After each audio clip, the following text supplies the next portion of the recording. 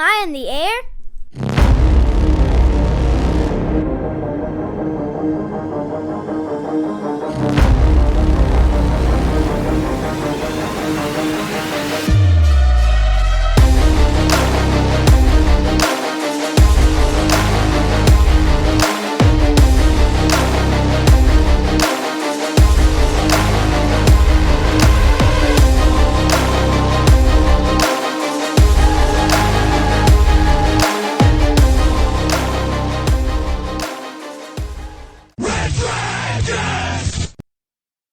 Well, what is going down, everybody? Welcome back to another brand new edition of Am I on the Air? Thank you so much for joining me here tonight. My name is DONMEGA. I am your host, and I'm so happy and thrilled that you're here to join me tonight to get caught up with all the latest and the greatest when it comes to entertainment news, television, movies, non-spoiler reviews. We bring it all right to you here on Am I on the Air? It's season 28, episode 3, and tonight's show is titled Mean Bees. We're going to be breaking down the news from January 10th through today, January the 16th.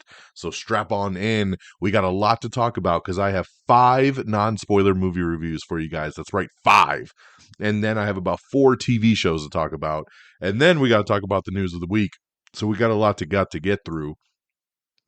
So strap on in and let's get her going. We're going to start off here on the movie side, like I said, non-spoiler, so you don't got to worry about it. And we're going to start off with The Beekeeper. I was very, very excited for this movie. This is my first film of 2024, baby. We back and we're ready to kick off a whole new year of movies. I've been excited for this one, man. Didn't know. As much as I talk about news on this show, every once in a while, a movie comes out of nowhere and I see a trailer and I'm like, I knew nothing about this and I'm really stoked for it. And that's The Beekeeper, man. When this trailer came out and I saw it was Jason Statham and I'm like, okay, he's playing a beekeeper. What is this? And then you find out it's some kind of John Wick espionage hitman. It's this underground kind of thing. I was like, whoa, this looks awesome. And then I find out it's directed by David Ayer, and we all know that David Ayer knows his action. He knows how to get it done. So an action thriller directed by David Ayer with Jason Statham, sold, right?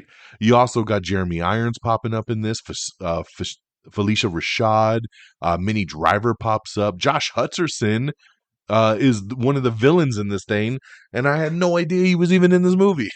So I was super, super stoked. So we went and saw the IMAX showing opening night. One man's campaign for vengeance takes on national stakes after he is revealed to be a former operative of a powerful organization known as Beekeepers. Now, that explanation doesn't even really talk about this film. I mean, the premise of the film is that Jason Statham is this retired beekeeper, and Felicia Rashad's character has let him move in, basically stay in her shed and help her out on her like farmland, right? And he's very, very nice about it. He's like so thrilled that this lady has taken him in and given him this opportunity, right? And then she's taken advantage of. You see this in the trailer. She gets scammed and they take all her money through a virtual scam online.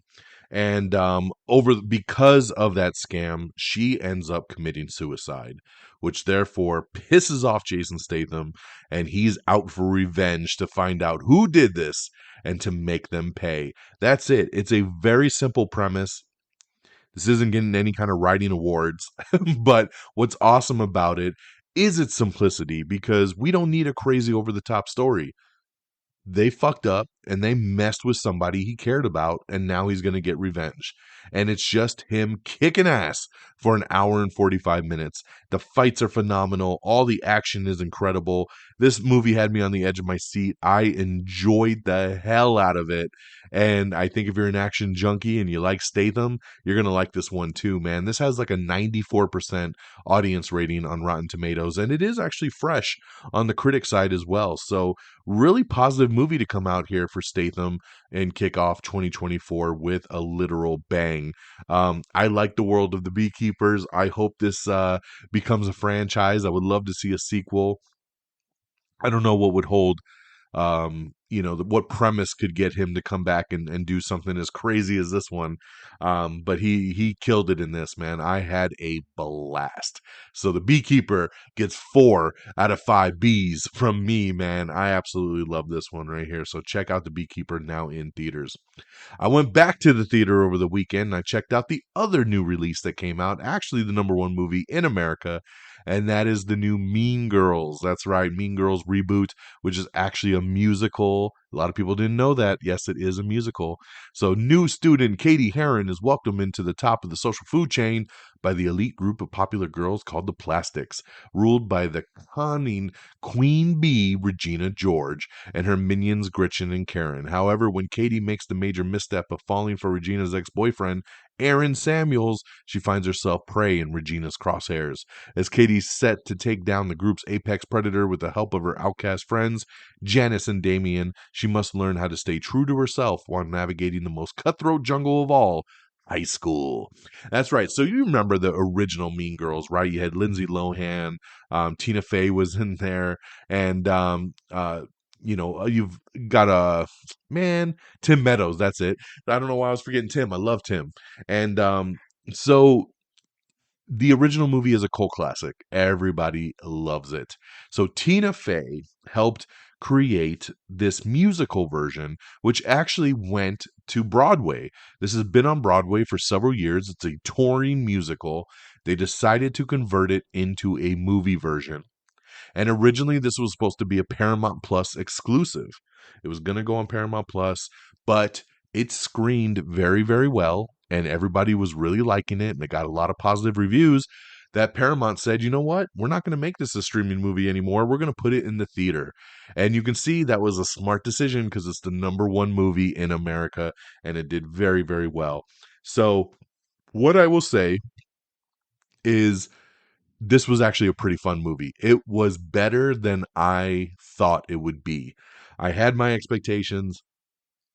I was like, it's going to be probably all right at best, especially being a musical. I do like the original Mean Girls, but I was like, I don't know how the musical is going to play because musicals are very hit and miss with me. And I thought it worked really, really well as a musical. It's fun.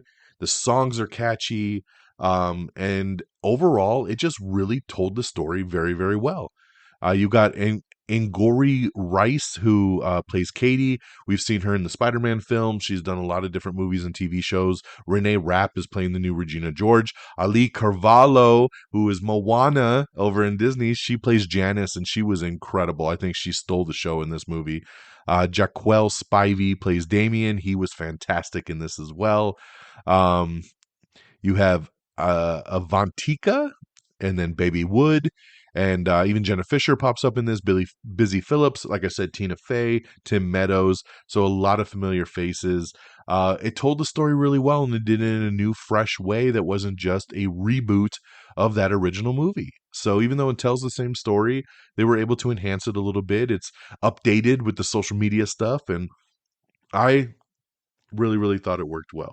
So big thumbs up for me, shockingly, for the Mean Girls musical. So check this out now in theaters as well. I'd give it another 4 out of 5 stars. My third film is heading on over to streaming. This is a Netflix original, and it's the new movie Lift. This is an action, comedy, crime adventure directed by F. Gary Gray, and it's led by Kevin Hart. This is a heist movie, and from the first trailer, I was sold. I was like, all right, we got Kevin Hart, check. We got Gugu Mbatha Raw, who we know in Loki and stuff, check. Sam Worthington in this, check. Vincent D'Onofrio, check. Billy Magnuson, check. Like, it really hit all the levels here. The cast is fantastic. They really stacked it. Gene Reno pops up in this as well. And, like I said, an international heist crew led by Cyrus Whitaker, who's Kevin Hart, raced to lift $500 million in gold from a passenger plane at 40,000 feet. I love the trailer. I was super, super stoked for this movie.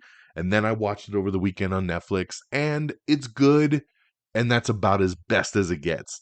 It plays off very generic. It never hits the real highs that I wanted from this. It's not as funny as I hoped it to be. Kevin Hart's very downplayed in this. And do I regret watching it? No. I thought it was a fun watch, but I thought it was also a one-time watch that I would probably never sit through again. It definitely doesn't really have replay value. I know they've talked about franchise potential for this thing. I can't even see a sequel coming from this. And I like F. Gary Gray, like he did even a Fast and Furious movie, so I thought he was going to bring some of that sense over, and he tries. It looks good. It's a pretty film, but overall, it's just a very generic heist movie at best. And so I can only give Lift 3 out of 5 stars.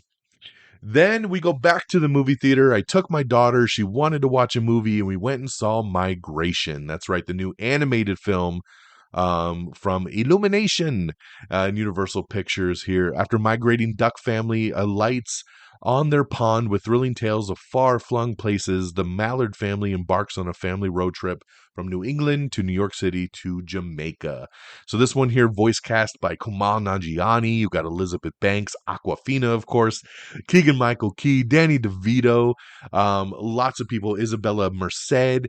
So love the voice cast for this movie. And I did not want to see this at all. And I was surprised my daughter wanted to see it because she's kind of phasing out of cartoon movies. But she said to me, like, I really want to see it. And she was off school last week and I wasn't working. So I said, all right, let's go check out Migration. So we went to the theater, we watched it. She absolutely loved it. I thought it was good. I thought it started off really, really strong and then kind of dips in the middle. Doesn't quite find its footing back at the end like the beginning is. So I can only give Migration 3 out of 5 stars, but it is a fun little movie. I don't regret seeing it, and the kids all seem to really love it. Kids were busting out in applause at the end of this movie, and that's what it's really all about. It's about them kids, man. So Migration is a fun time at the theater for the fam. So check that out, 3 out of 5 stars. And my last movie goes back to streaming. This is over on Hulu. It's a Hulu original. It's called Self-Reliance. And this one here stars Jake Johnson along with Anna Kendrick. You also got Andy Samberg popping up in a little role. You got Mary Holland. You got Emily Hampshire from Schitt's Creek. You got Natalie Morales. So really strong cast once again. This is Jake Johnson's directorial debut as well. I really liked the trailer to this when I saw it. I thought it was unique. This is about a man being offered $1 million to play a game in which hunters will try to kill him if he thinks he has found the perfect loophole. They can only attack him when he's alone. So his only problem is that none of his friends or family believe the game is real. So Andy Samberg picks him up, tells him about this game. It's a reality show, and he finds out that, hey, if he survives 30 days, he wins $1 million. But people are going to try to kill him. The only loophole in the game is that if he's with other people, the killers cannot kill him. So he reaches out, tries to find out if anybody else is playing this game, and Anna Kendrick answers the call. So he tries to come up with a plan for those two to kind of stick together so they don't get murdered. It's a comedy, it's a thriller, it's a love story, it's a lot of things. And I enjoyed this movie quite a bit. Not as much as I had hoped. Again, the trailer was really strong, the cast is really strong. I love Jake Johnson, I love Anna Kendrick. This is a Lonely Island movie. This is the three guys from Lonely Island wrote it and put it together. Jake Johnson helped write the screenplay. He directed it. So I was like, dude, this has got all the makings. And the first half of the movie is really, really strong. The back end of the movie, it fails. It drops off tremendously from where it started. It was such a fun movie in the first half, and I was so stoked, and then it just peters off at the end, and it doesn't stick the landing, which really kind of sucks. So at the end of the day, I can only give Self-Reliance 3 out of 5 stars. It was still a good watch. It's on Hulu. Watch it for yourself and see what you think. But yeah, it didn't hold up as much as I wanted it to, but definitely gave it a nice try. So that's our 5 movies there, and we'll review here in a second. Switching on over to the TV side, man, we got some good stuff. Up first, the newest Marvel Disney Plus series, and that is Echo. Been waiting for this one here. This is a show that when, the character of Maya Lopez came out in the Hawkeye series, I was like, meh, who cares? No one cares. This is stupid. And then Marvel was like, we're going to give her her own show. And I was like, why? Why are we doing an Echo show? This is stupid. And then that first trailer dropped. and it was a really good trailer. And we saw Kingpin, and we saw Daredevil, and we see Maya kicking ass as Echo, and and you're seeing all this like Indian stuff, and it just wow, I was like, and it was violent. They were like, set your Hulu and Disney Plus to mature audiences, and it was like we're getting it in the vein of the Netflix shows. This is awesome, right? So very, very stoked because every trailer for Echo that came out got me more and more excited. So now that the show is over, because they dropped, it was only 5 episodes. They dropped all 5 episodes on the same day, on January 9th. And it was good. It was good. I enjoyed it. My pondering and my hesitation when I've now had a couple days to sit and think about this show is really almost saying, what was the point? uh, I don't feel like the show, and this is a mixed message because I know that Marvel's trying to spin this show as a little like self-contained kind of story, right? Marvel has launched this Marvel Spotlight banner, which means basically you don't need to know what the rest of the MCU means to this show, and this show doesn't really have bigger implications to the bigger MCU. Like you don't have to watch all 30 movies to get Echo, right? Um, I still feel like you should have watched Hawkeye at least to understand Echo in its fullest, but that's neither here or there. So when my brain says at the end of it, what was the point, right? Um, it's like Secret Invasion. We said the same thing. Secret Invasion happened, and at the end, we were like, what was the point? Like, what did that really change the MCU? What did that do? What does that really set us up for? Echo doesn't really set us up for anything. Like, it sets up a little bit for Kingpin and his further adventures, probably leading into the Daredevil Born Again show. But outside of Kingpin, who was phenomenal, Vincent D'Onofrio in this show, every time he popped up, just captivated me. It was great. And the cast is really good in this. I enjoyed all 5 episodes. When there was action, it was incredible. And I really did like this show. I liked it a lot. But after the show was over, it was kind of like, what was the point? What was the point? But I guess you have to try to look at this show as kind of its own thing, its own in its own pocket, it's in its own bubble. Um, the cool thing we got out of this show is now it looks like the Marvel Netflix series are all now official canon. Marvel has basically confirmed now that the Daredevil you're seeing in these shows and in the MCU is that same Daredevil from Netflix. There was a lot of confusion there if it was the same. Is this the same Kingpin from those Daredevil shows? Yes, it is. This is all canon now. And if you go on Disney Plus and you go through the Marvel timeline order, everything from Netflix is now inserted into the MCU timeline order. So Punisher, Luke Cage, Jessica Jones, Iron Fist, The Defenders, it's all in there now, mixed in with the MCU movies, confirming again that these characters are the same. So I love that because this will lead into the Daredevil show. Now we'll probably see Echo pop up again in the Daredevil show. I'm guessing. Obviously, we're getting Daredevil. We're getting the Kingpin. So it's going to be really cool. So like I said, speaking on Echo, I really enjoyed it. If you're a Marvel fan, I don't see why you would skip it. I think it's a fun little show to watch and an easy, easy binge being only 5 episodes. So definitely check out Echo. My next show is my show of the week, my show of the year so far. I know we're early in 2024, but it's my show of the year. It is the best comedy I've seen in years. I laughed my ass off. I binged the F out of this show, and that is the TV version of Ted. Now, hopefully, you know what I'm talking about. Ted was a movie many years ago about the little talking teddy bear, foul mouthed teddy bear, with him and Mark Wahlberg. There was 2 movies, Ted and Ted 2, and they were phenomenal. I loved the Ted movies. Always wanted a third film, but man, it's been many, many years. Then we talked about it on this show, I think last year, that Peacock was going to do a Ted TV prequel. It came out, it dropped 7 episodes. All 7 are available to stream right now on Peacock. And this show is phenomenal. phenomenal. Now, if you are sensitive, if you need things to be PC, this is not the show for you. If you are easily offended at all, this is not the show for you. But if you like that dirty, crass, sometimes racist, crazy ass humor, this is the show, man. This show walks the line. And this show also takes place in 1993. I don't remember if it's 93 or 96. It's like the mid 90s because it is a prequel. So it's Ted and John, which is the Mark Wahlberg character, but in his teenage years in high school.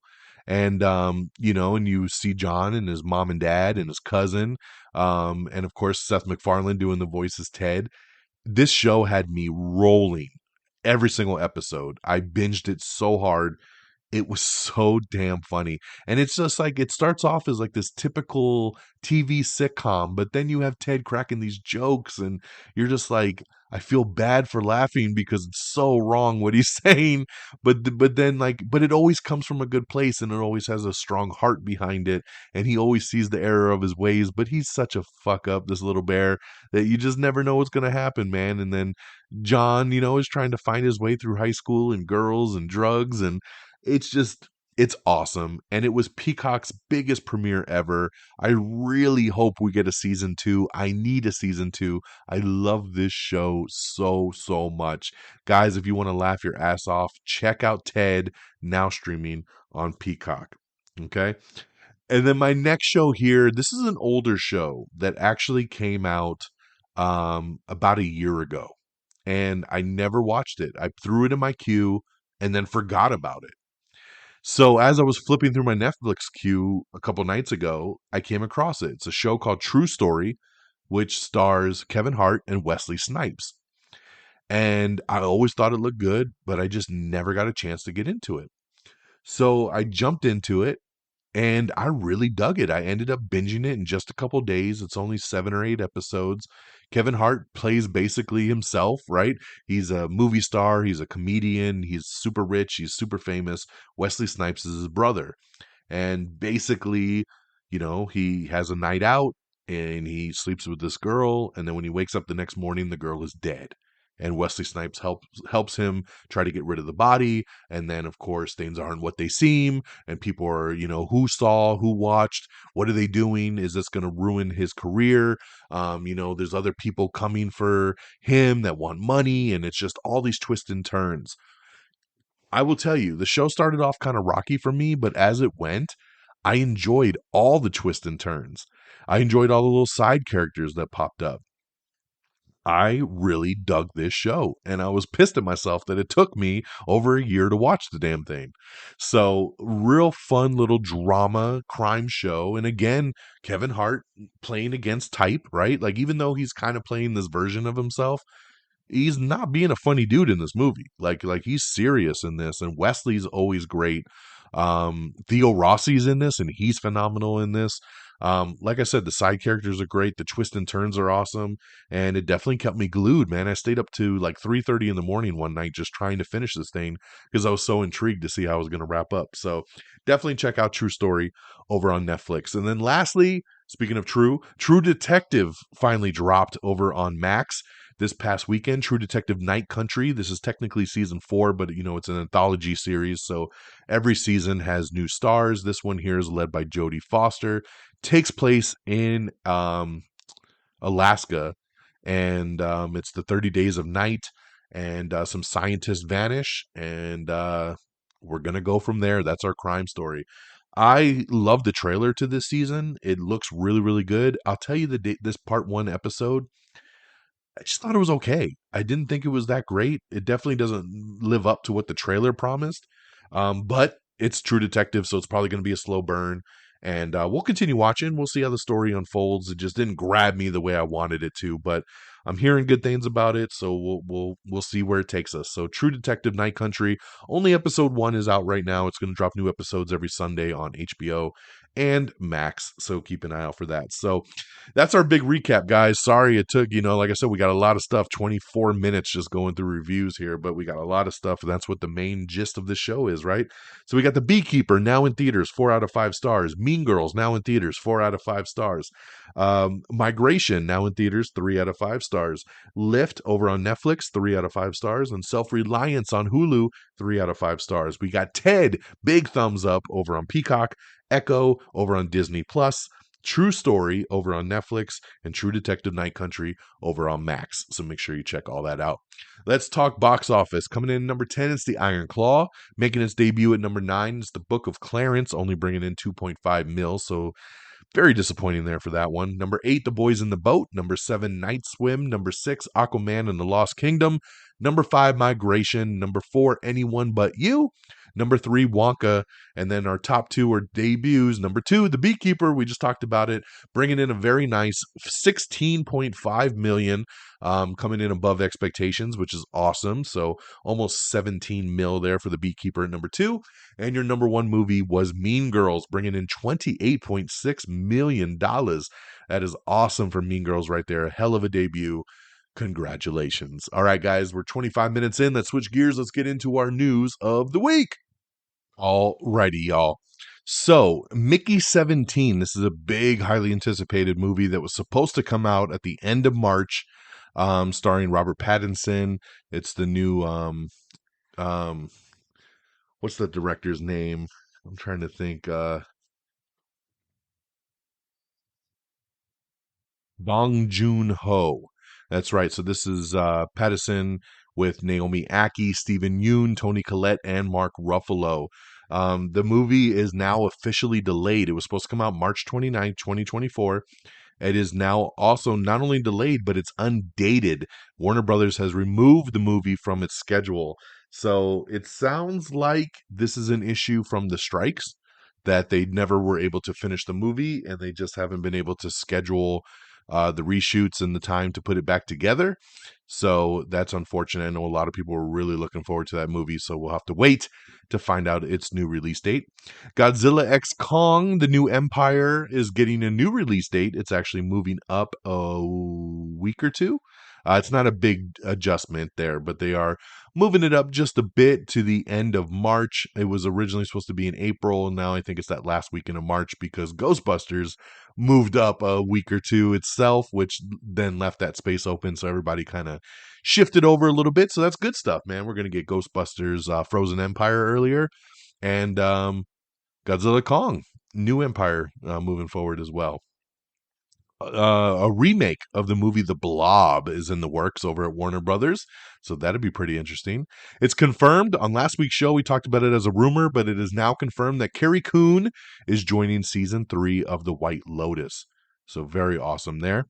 David Zaslav has helped shepherd a new deal with Tom Cruise, who will now develop, produce, and star in original and franchise films over at Warner Brothers. So, Tom's been doing stuff with Paramount for a long time, but now he's been swooped up by Warner Brothers. Congratulations, David Zaslav, putting that together. We got an article up with David Ayer talking about The Beekeeper and then closing his book on his Suicide Squad cut. So kind of moving forward from there. So definitely check out that article with David Ayer if you're interested. Star Trek, they are working on a prequel. That's right. Even though we've been waiting because they're supposed to be moving forward with the Star Trek 4 movie, they are actually going to do a prequel based in the same timeline as those reboot films with Chris Pine and Zoe Saldana and stuff. So it'll take place before those films. So get ready for a prequel. And the director of Andor is coming on board to direct this. It looks like I'm still going to consider this a rumor because I haven't seen it confirmed by James Gunn or anybody else. But supposedly, some actresses are doing screen tests for Supergirl in James Gunn's new DCU. Deadline was reporting that DC Studios is looking to have Amelia Jones, Millie Alcock, and Meg Donnelly test for the role of Kara Zor-El, also known as Supergirl. Though the first Supergirl movie in the DCU, titled Supergirl Woman of Tomorrow, was announced to be a part of Phase 1, They say that the character could be making a cameo in another DC movie, and that's why they're looking to cast her earlier than sooner rather than later. So there you go. There's three actresses that might be Supergirl. I'm not too stoked on any of the three of them, and that's not to downgrade any of them. I'm not saying any of them would be bad. Just when I look at it, I'm like, nah, that's not anything I would jump out of my seat for. So hopefully there'll be some others to test for that. Selena Gomez is set to star in a Linda Ronstadt biopic, so that'll be pretty interesting, and that's a great casting there with Selena for sure. We have the trailer for Drugstore June, which actually looks pretty funny. It is a new comedy from Bill Burr, starring Esther Povitsky, and I knew nothing about this movie, and I watched the trailer and I laughed pretty hard at it. So that's the job of a trailer, man. It definitely got me excited to check that one out. We have the trailer for The Walking Dead, The Ones Who Live. This shows the return of Rick and Michonne, so make sure you check that out. We already talked about Marvel Netflix shows confirmed as canon to the MCU, so that is super exciting, like I said. Paul Thomas Anderson's new movie starring Leonardo DiCaprio is going to start production here soon. Robbie Amell and Andrea Bang are going to lead a new romance movie called Float, and the new first trailer has dropped for that. We have a international trailer for Madam Web, which comes out next month, and a new poster which features a closer look at Dakota Johnson's suit. Yes, she will officially suit up for this movie. The SAG Awards, we have your full list of nominations, so check that out if you're interested for the SAGs. Ben Stiller, Colin Farrell are reportedly starring in All of Us Are Strangers director's new movie that he's putting together. So nice cast there, man. I love Ben Stiller, Colin Farrell. You can't go wrong there with that. Smile 2 has added Fargo's Lucas Gage to the cast. So a little nice addition there to Smile 2. Julia has officially been canceled over on Max after just 2 seasons. The Monarch showrunner is very optimistic about season 2 renewal. Ahead, I'm optimistic as well. This show has done very, very well for Apple TV Plus. I'm sure they're going to do a second season. I think they're just figuring out the logistics here. But for those of you that missed Monarch, all the season finale was last week, so you can watch all episodes now, stream the whole thing, see what you think. I thought it was a great show, so make sure you check out Monarch. Legacy of Monsters now streaming on Apple TV Plus, and we'll keep you posted about that season 2 renewal. But I'm glad to hear that the showrunners are optimistic, so that's good. The Last of Us season 2 has added Beef breakout star Young Mazzino ahead of season 2. So yeah, he was really good in Beef. So I'm interested to see what he does in The Last of Us. We have the season 3 trailer for Resident Alien, which is awesome. I love Resident Alien. I actually totally forgot that this show was coming back for a season 3 because it's been so long since season 2 ended. And that's what happens with these shows, man. Their gaps are so crazy between seasons that you literally forget about a show existing. But I was glad to see this trailer drop. The show comes back next month on Valentine's Day. I'm ready. Check out Resident Alien. I'm so excited. 28 days later, 28 years later, I think we talked a little bit about this on last week's show, but Danny Boyle and Alex Garland teaming up for the 28 Days Later sequel, which could become a new trilogy if it works out well. Joining Leonardo DiCaprio is Sean Penn and Regina Hall for that Paul Thomas Anderson movie. Let's see here. Oh, no, I don't think we talked about it last week about the Danny Boyle stuff. So, yeah, Danny Boyle and Alex Garland doing a sequel to their zombie hit 28 Days Later, just over 2 decades after unleashing a zombie epidemic. Modern horror classic 28 Days Later is going to get a new sequel, maybe even a trilogy of sequels. So I know a lot of people are really excited for that. I don't know why nobody's talking about 28 Weeks Later. Everybody's saying it's a sequel to 28 Days Later. We've already had that sequel, and it was 28 Weeks Later. So now we're going to get 28 Years Later. Okay, why are we forgetting the middle film? I actually prefer 28 Weeks Later way more than 28 Days Later. So, and I know I'm not alone on that island. So, but glad to see they're bringing that stuff back. Congratulations, Jeremy Renner, getting back to work. This makes my heart happy. Jeremy Renner returns to work on he's back in action. The 53-year-old actor has returned to work on his Paramount Plus drama Mayor of Kingstown as it begins filming its 3rd season in Pittsburgh. So that is awesome, man. Glad to see that Jeremy Renner feels good enough to get back in the saddle and jump onto that. That's awesome. Halo Season 2, we have the new Paramount Plus trailer for that. The show comes back next month. This trailer looks great. Looks like Season 2, I think, is going to be way better than Season 1. David Gordon Green has officially exited the Exorcist sequel, and it has also been removed from the schedule as they now try to search to find another director. So this was highly speculated since Exorcist did not do as good as they had hoped it to do, and people were not very happy with the movie. So David Gordon Green was supposed to direct a trilogy, and he's like, nah, dog, I'm out. So one and done. So the next movie will not be on schedule as they try to find another director. You know what else is in the works, though? And I'm excited about it, baby. We're going back to the danger zone. A third Top Gun movie is in the works over at Paramount with writer Ewan Kruger on board, and the intent is to reunite director Joe Kosinski with Tom Cruise, Glenn Powell, and Miles Teller for Top Gun 3. Very excited about this. There's, kind of no shocker here. It was one of the biggest movies ever. So glad to see Top Gun moving forward. Stephanie Hsu is going to lead Peacock's new comedy from the Fresh Off the Boat creator. It's going to be called Laid. So I'm down. Everything sounds good to me here.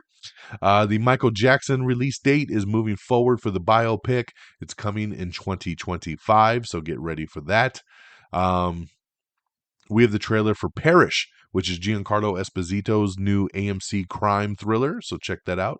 Warner Brothers is hoping to move forward with a sequel to Edge of Tomorrow now that Tom Cruise is in-house over at Warner Brothers, so that would be good.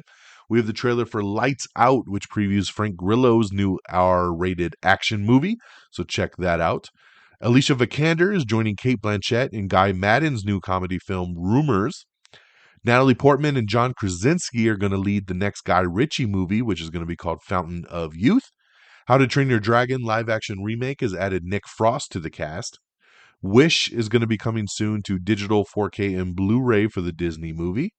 Smile 2 has also added Rosemary DeWitt to the cast, along with Kyle Gallner returning. He was in the first movie there. Wes Anderson's new movie will reportedly star Bill Murray, as new details have emerged on his next project there. We have the trailer for Abigail, which is Radio Silence's new horror comedy with Melissa Barrera and Dan Stevens. I remember them talking about doing a new movie because these are the guys that made the last two Scream movies. And then they were like, oh, we're going to make this other new horror movie. And it was kind of hush-hush. Then this trailer dropped, Abigail. I watched the trailer. Oh my God, this trailer's great. And this looks awesome. So I was not expecting what happened in the trailer. I won't spoil it for you, but if you check out the Abigail trailer, I think you'll be really surprised. It's pretty awesome. So check that out. We also have the trailer for Popular Theory, which previews the coming-of-age school comedy. We have the trailer for Lola, which is Nicola Peltz's new movie that she did. We have the trailer for No Way Up, which is a plane crash into the ocean and sharks, so take a look at that. We have the trailer for Back to Black, which is the Amy Winehouse biopic. We have the trailer for Mr. and Mrs. Smith, which of course is the Donald Glover and Maya Erskine show that is coming to Prime Video on February 2nd. Looks really good, so keep your eyes out for that and definitely check out that trailer. Speaking of Prime Video again, Jenny Slate has a new stand-up comedy special called Seasoned Professional. That'll be dropping on Prime Video on February 23rd. We also have the poster for Mr. and Mrs. Smith as well, which looks pretty cool. Kevin Smith releasing the new He-Man, baby. It's He-Man versus Skeletor in a brawl for Eternia. That's right. Kevin Smith and Netflix Masters of the Universe Revolution premieres on January 25th. So coming sooner rather than later. Orion in the Dark is an animated nighttime adventure about facing your fears from Charlie Kaufman, starring Jacob Tremblay and Paul Walter Hauser. This premieres on Netflix on February 2nd. So check out that trailer. Netflix is dropping them, man. We got the new trailer for The Players, which looks really, really good. I'm looking forward to this film. Scoring the Perfect Guy will take the perfect team. Watch Gina Rodriguez, Damon Wayans Jr., Liza Koshy, Joel Courtney, and Augustus Prue take the field in Players. Tom Ellis, of course, from Lucifer, also stars in this. This is a really fun trailer, and I'm looking forward to this movie. It's a rom-com, but it looks good. The Good Doctor is set to end with season 7. So that show is wrapping up. You can watch the first promo teasing the final episodes. Rutherford Falls Duo is developing a family comedy for CBS that will be set on a reservation. The Night Agent Season 2 has added Teddy Sears and Brittany Snow to the cast for Season 2. Curb Your Enthusiasm, we have the trailer for the final season, so check that out. We have the People's Choice Award nominees, so check that out.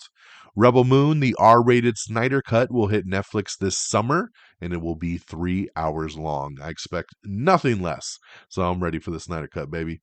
The Last of Us Season 2 has also added Isabella Merced to the cast. She's popping up everywhere, and I love her, so great job. This is awesome. I'm glad to see her success. She has been cast as Ellie's romantic interest, Dina. So she is coming to The Last of Us Season 2. So getting real stacked over there. We talked about this John Krasinski and Natalie Portman movie. They're going to star as siblings who partner on a global heist in Guy Ritchie's new Fountain of Youth movie. So that sounds like a lot of fun. Let's see here. Drew Barrymore show has been renewed for season 5, so that's awesome there. Michael Jackson's biopic coming in 2025. It'll be directed by Anton Fuqua, and it will be starring the King of Pop's nephew, Jafar Jackson. So that is really, really cool there to kind of keep it in the fam. Oppenheimer is finally going to be hitting streaming here pretty soon, in about a month. It's going to hit Peacock. So that's right, Peacock, February 16th, to get ready to watch Oppenheimer. Let's see here. Daredevil Born Again will see the return of Foggy Nelson and Karen Page. That's right. They are returning to the MCU. They were originally not going to be a part of the Daredevil show, but once they revamped it and then said it was going to be canon, they had no choice. So great job to see Foggy and Karen return in the upcoming season. Jonathan Majors has been dropped from the Dennis Rodman movie, 48 Hours in Vegas, that he was going to do. You're starting to see those projects start to drop from him. Monarch Legacy of Monsters Season 2 is teased once again as we have more story to tell. So, again, not confirmed, but there you go. Fast 11 is supposedly going to go back to basics, and it could even introduce another villain. But you're going to have to wrap up the Jason Momoa stuff. Come on. So, and I like it too because the last movie cost like $300 million to make. They're like, we're going back to basics and we're going to scale the budget back to about $200 million. $200 million is still a hell of a budget, man. So it's not really scaling back too much, but there you go. Young Sheldon is getting another spinoff. That's right. Young Sheldon is already a spinoff of The Big Bang Theory, but now it's going to have its own spinoff focusing on Sheldon's older brother, Georgie. Now that he's going to be getting married and he has a kid, they're going to focus on that part of the family kind of moving forward. Hightown Season 3 gets a new trailer for the Stars show in its final season. Annette Bening has joined the cast of Maggie Gyllenhaal's new Frankenstein movie. Netflix's Fear Street will adapt R.L. Stein's 15th book in the series for Prom Queen. So Prom Queen will be the next one that comes to Netflix. Kingdom of the Planet of the Apes is getting a new release date. It's moving up a little bit again as well. It's going to come out now on May 10th, 2024. The Witcher Season 4 has casted Lawrence Fishburne in the new Netflix series. He's playing a character, I believe, named Reggie. I didn't watch The Witcher, play the games, or read the books, but I believe he's playing a character named Reggie. But I think it's a great addition. So Lawrence Fishburne joining The Witcher. The Office reboot, it looks like it's moving forward, but it will, once again, I just want to reiterate, it's a new workplace. It's a different cast. This is not that kind of reboot. It's just another kind of Office sitcom. So we'll go from there. Quantum Leap is going to be moving to a new night, and it's going to be a little bit before we get the rest of the season due to the strikes there. Got an article up with the Mean Girls cast. It's pretty cool that says, where have you seen these stars before? And kind of breaks down all the different characters and where you might have seen them. Like I said, let's see, we already talked about Young Sheldon. Pedro Pascal might have to drop out of the Barbarian director's next film, Weapons, due to his schedule kind of being shifted and when they might need to do Fantastic Four if he is Reed Richards. So still a lot of speculation there on that. Nev Campbell talks about returning to the Scream franchise. She says, I would not be surprised to get a call. And I said that. I said that when Jenna Ortega dropped out and Melissa Barrera got fired. I said, they are going to be blowing up Nev Campbell's phone. And here she is saying, I wouldn't be surprised. And she's also open to coming back. She says, if the right circumstances land and the script's good and they have a good idea, then I'd come back. So that's good to hear, because I think that that's what they're going to have to do to save this franchise at this point. Um, Let's see here. The Jennifer Hudson Show has been renewed for season 3. We have a list of everything coming from Marvel Studios, from Deadpool 3 to Daredevil.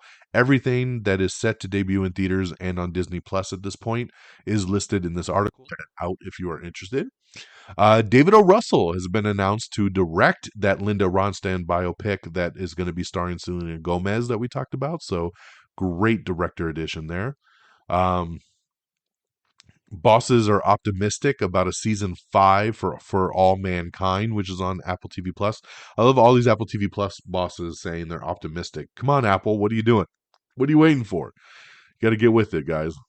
Wonka has crossed a sweet box office milestone. The fantasy musical starring Timothée Chalamet has surpassed 500 million in global sales, so that's pretty cool there. Migration made, like I said, 6.1 million over the weekend, with an estimated 8.3 through Monday. Universal Illuminations animated comedy has now collected 87.8 million in North America and 172 million globally. Anyone But You keeps climbing at the box office, earning another 8.5. The rom-com has generated 56.4 million domestically and 78 million worldwide, so good on them. Um, like I said, the Book of Clarence earned only 3.1 over a 4-day weekend when you include the holiday. It's a rough start for the biblical satire, which carries a $40 million price tag. Um, Oppenheimer leads the Critic Choice Awards with 8 wins, and Barbie scored 6. We have the full winner list broken down if you'd like to see that.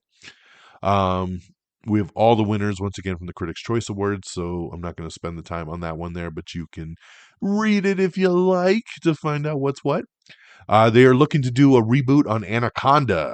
I'm ready, man. Give me a big snake movie. I'm ready. They're also saying that it might take a meta approach, so it might star actors playing versions of themselves going to make a movie about Anaconda when the real Anaconda strikes. So I like it. I like the meta approach, man. It might be directed by the Unbearable Weight of Massive Talent director who basically had Nicolas Cage play Nicolas Cage in that movie. So if they do that route, I think it's going to make Anaconda pretty cool. Netflix has dropped the first trailer for the Gentleman TV series, which is the spinoff from the movie that Guy Ritchie did. So very cool there. Monsters Season 2 over on Netflix has added Javier Bardem and Chloe Sevigny to the true crime series. Welcome Back Network TV. We have premiere dates and episode counts for ABC, CBS, the CW, Fox, and NBC. So check that out if your favorite show has been listed there. Peacock exclusive NFL game, wildcard game that they did over the weekend, set a streaming record with 23 million viewers. So congratulations. That was a really smart idea. Got a lot of people to sign up for Peacock. And then they all stayed and watched Ted, which made it the biggest debut ever for Peacock. So very cool there. We have your winner list for the Emmys, which aired over the weekend. So very cool there. HBO nabbed the most wins by the network. And the biggest winners were The Bear and Beef and Succession, of course. So check out the full list there for the Emmys. Yellow Jacket Season 3 will not be premiering until 2025. So again, due to the strike, everything is backed up. She-Hulk, Tatiana Maslany has cast doubt on a season 2 of Marvel's superhero legal comedy. She cites budget concerns from Disney. That's right. She basically said, you know what? I think Disney said our show just cost too much. We blew the budget out the water. And they probably won't want to do a season 2. So that's kind of where we're at. Probably going to have to leave her for the movies, right? I think she is too expensive for TV. Too much CG there for a television show. Walter Goggins has joined the White Lotus season 3, so great addition there. Love me some Walton. Wednesday season 2 will be action packed, says Jenna Ortega. Lakeith Stanfield is going to star alongside Mark Wahlberg in a new crime thriller called Play Dirty. We have the trailer for Bleeding Love, starring Ewan and Clara McGregor's road trip drama. We have the trailer for Upgraded, which is Riverdale Star's new Prime Video rom-com that she's doing. Ivan Drago, Ivan Drago himself, Dolph Lundgren, says that the Creed spinoff of Drago is still in development and they are still working on that, so it's not dead yet.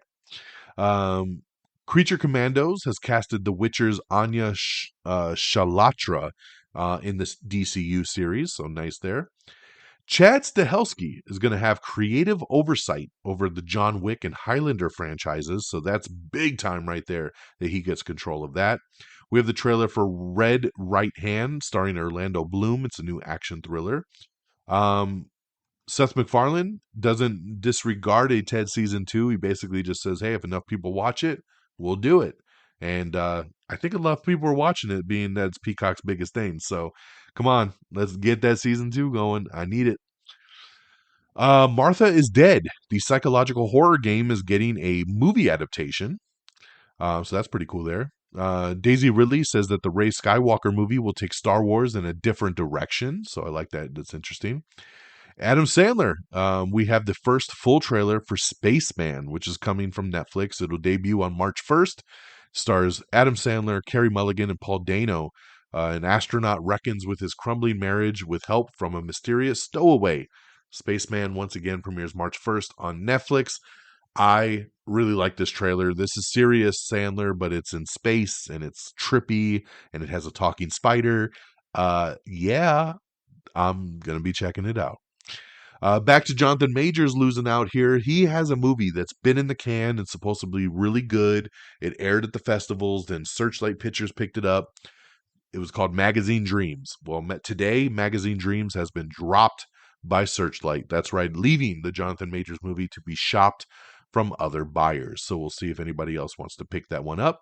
Marlon Wayans is set to star in Jordan Peele's produced new sports horror film called The GOAT.